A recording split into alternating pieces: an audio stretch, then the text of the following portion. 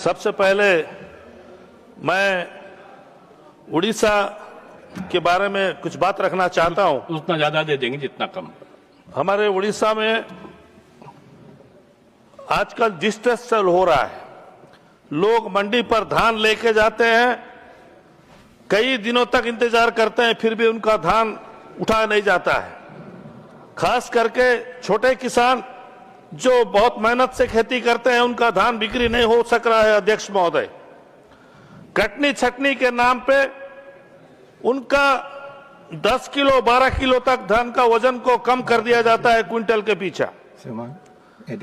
जो एमएसपी सरकार आने से पहले, भारतीय जनता पार्टी का सरकार आने से पहले वादा किया गया था और 800 रुपया एक्स्ट्रा देके 3100 रुपया देने का वादा किया गया था किसानों को, वो भी ठीक से दिया नहीं जा रहा है। अध्यक्ष महोदय, अभी जब किसान अपना फसल किए, काफी धान हुआ है इस साल हमारे उड़ीसा में, तो अभी उन लोग कटौती करके बोलते हैं कि एक लिमिट के अंदर ही हम 3100 दे सकेंगे, लिमिट के बाहर अगर धान उपजाए हो तो हम नहीं दे पाएंगे।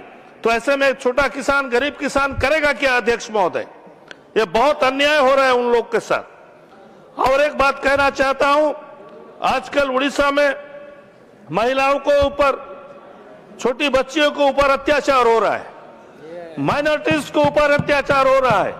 कुछ ही दिन पहले, एक हफ्ता 10 दिन पहले, बालेश्वर के पास एक गांव में, 8-10 किलोमीटर के गांव में, कुछ लोगों ने एक माइनॉरिटी के लड़का को घेर लिए और उसको जबरदस्ती बोला गया कि तू जय श्री राम बोल, अगर नहीं बोलेगा तुझे मार देंगे, और उसे जान से मार दिया गया। अध्यक्ष महोदय, इस देश में क्या हो रहा है? अध्यक्ष महोदय, माइनॉरिटी के यहाँ पर मंत्री जी भी बैठे हुए हैं, किरण रिजिजू जी, उसको जबरदस्ती बोला गया जय श्री राम बोलने तो मार देंगे, और सचमुच मार दिए। ये बहुत गलत हो रहा है हमारे देश में।